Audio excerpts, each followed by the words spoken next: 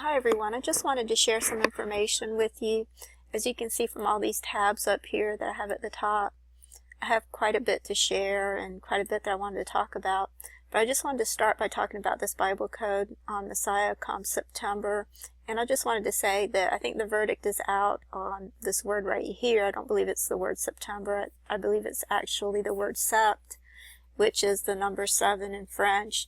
And it's also defined as being the number 7 in the dictionary in English as a prefix. So I do believe this is referring to the number 7.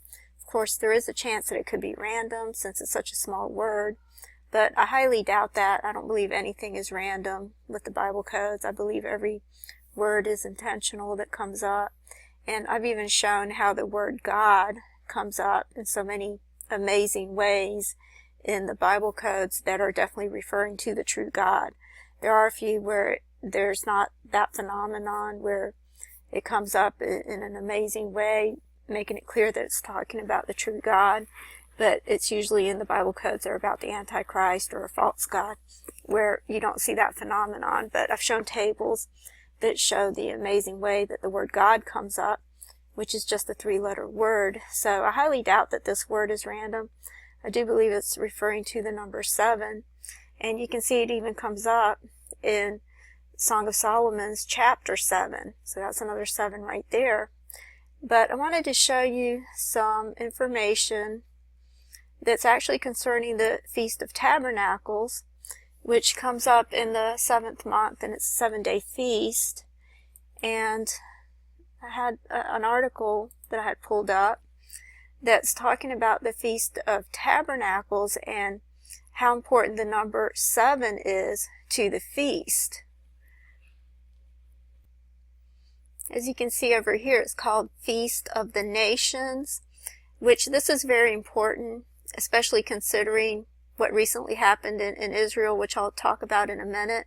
But I just want to show you the article from the beginning so I can give credit to the author of the article. It was written by Eddie Chumney, and I'm not going to read the whole article or anything, but I just wanted to show you where he talks about the number 7 and how it relates to the Feast of Tabernacles. And the number 70 is important as well. You see over here it mentions 70 nations, and I just want to show you something real quick because I'm going to talk a little bit more about it later, but I just want to point it out now. Over here in Natan's testimony, and I'll just start from over here. The rabbi is saying, so you say that Gog is Obama, Obama is the United States, you say that he will lead the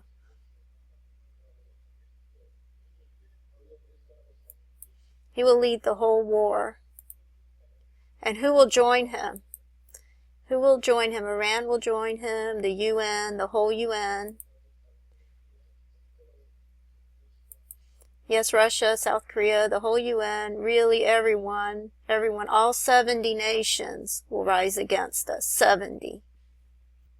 Okay, I'm going to get back to the video in a minute, but I just want to go back to the Feast of Tabernacles here. It's talking about the Feast of Nations.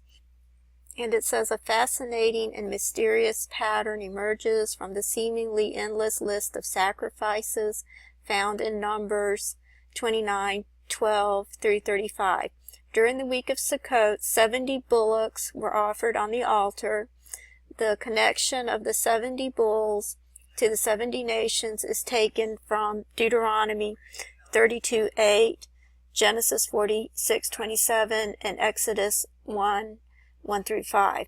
Once again, the association of the nations of the world to Sukkot tabernacles is found in Zechariah 14:16 through 19. And Zechariah 14 is actually what Natan saw in his vision for the most part. So I'm going to continue reading because it's going to go on to talk a little more about the number 7 in this article. So I'm just going to start from here. It says, when Jacob and his family went to Egypt, there were 70 people who went, and it was there that they became a nation. The nations of the world were associated with Sukkot in 1 Kings, when Solomon dedicated the temple during Sukkot. For this reason, the festival is also called the Feast of the Nations. Another fascinating thing about the sacrifices during Sukkot is that when the offerings are grouped or counted, their number always remains divisible by 7. During the week, there are 182 sacrifices, 70 bullocks, 14 rams, and 98 lambs. 7 divides into 182 exactly 26 times. Add to this the meal offerings, 336 tenths of ephahs of flour, 48 times 7. It is no coincidence that this 7-day holiday, which takes place at the height of the 7th month, had the perfect number 7 imprinted on its sacrifices. Sukkot is a picture of the Messianic kingdom, 1,000-year reign of the Messiah, as the joy and the number 7 was connected to the Sabbath, which was also seen as a picture of the Messianic kingdom. The Sabbath falls on the 7th day of the week. So it's no wonder that the number 7 is associated with the coming of the Messiah in this Bible code. But I want to get back to Natan's vision about the 70 nations and what will take place in Israel. But I also wanted to point out this article right here, which talks about the gathering of the world leaders and how this is prophetic to the coming of the Messiah. And I just wanted to mention that I believe it's also prophetic not only to the coming of the Messiah, but also to the coming of the Gog Magog War. And I just wanted to point out that the name Perez, I had remembered Mark Biltz mentioning some time ago that the name Perez actually means to divide, and I just want to show you the definition over here. It says Perez is derived from the Hebrew name given in Genesis 38:29 after the biblical character Perez, and I'll just show you that. Over here in Genesis 38:29 it says, "And it came to pass, as he drew back his hand, that behold, his brother came out, and she said, How hast thou broken forth this breach upon thee? Therefore his name was called Peretz." And over here you see that it's pronounced Peretz. I'll show you the definition. And the definition actually means breach. Okay, a dispersion, interruption, invasion. That's what Perez means. And this word over here, breach, is the same word. That's where the name comes from. It also means breach, gap, bursting forth, outburst, broken wall. Okay, now I want to get back to Natan's vision. They're talking about the war again, and Rabbi Remy is asking, how will I know when all of this has started? It will come in a boom. First of all, it has already started. He's saying that it started on September 11th, 2015.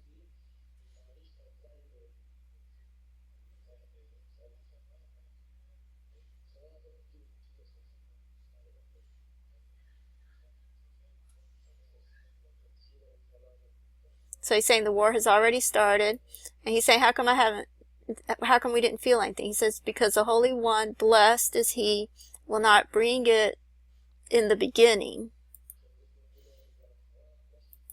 What will happen is one day everything will explode, something will happen to cause everything to escalate, and we will know instantly that we are in full-blown war.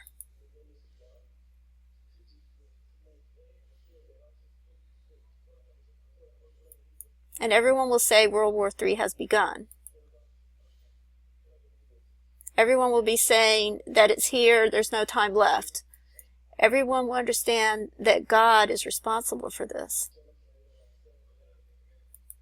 So you're saying that there will be some sort of security breach. Perez means breach, that will blow out of proportion.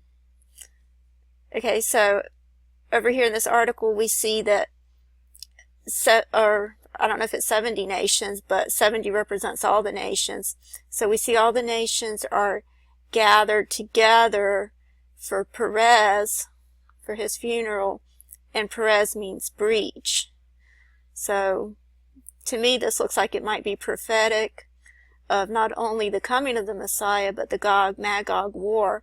Of course, they both happen at the same time, just as Natan said in his testimony. And that's what's described in Zechariah 14 as well. Okay, now I want to show you a Bible code that I had actually pulled up several months ago. And this is one of the Bible codes that I haven't shared yet. So I've never shared this Bible code before, but I've had it for quite a while.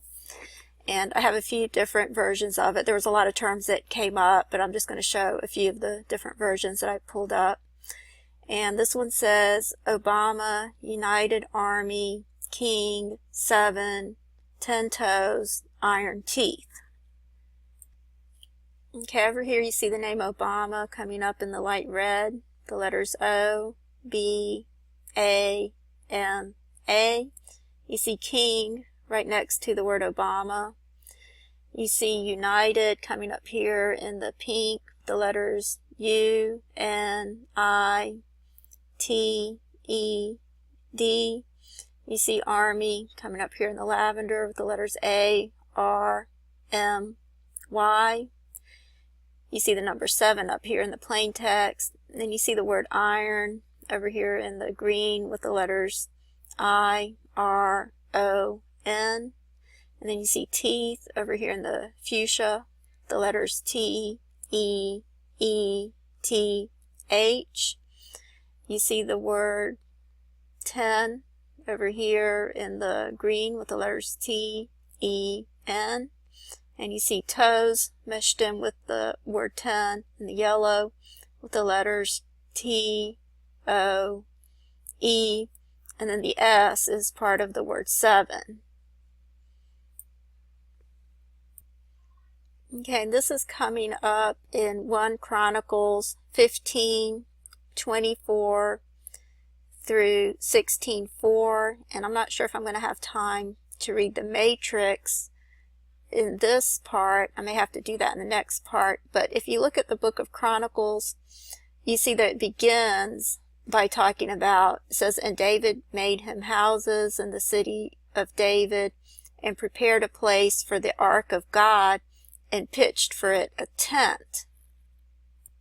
And this word tent is the word ohel, which is another word for sukkah. You can see it here in the Greek. It's the same word as the word tabernacle. And I'll just show you, I'll just copy and paste that and show you that it's the word tabernacle. Okay, you see it over here, saying tent, tabernacle, and you see that it comes up in Revelation 21:3. It says, and I heard a loud voice from heaven saying, behold, God's dwelling is with the people, and he will dwell with them, and they will be his people, and God himself will be with them and be their God. And if you look at it in the King James, you see that it uses the word tabernacle. And I'll just read it again. It says, and I heard a great voice out of heaven saying, behold, the tabernacle of God is with men, and he will dwell with them, and they shall be his people, and God himself shall be with them and be their God. So you can see it's the same as the word tabernacle. And I'll just show you at least one more reference. You see it's used over here in Revelation 13:6. And over here it says, and he opened his mouth in blasphemy against God, to blaspheme his name and his tabernacle and them that dwell in heaven. So again, it's used in the New Testament as the word tabernacle. And so it has the same meaning as this word ohel in the Hebrew, which is another word for sukkah. It's another word for tent. And it goes on to talk about, it says, and David gathered all Israel together to Jerusalem to bring up the ark of the Lord into his place, which he had prepared for it. So this has connotations of the rapture throughout this chapter, and I'll read more of the matrix in the next video and more of this chapter in the next video. Thanks.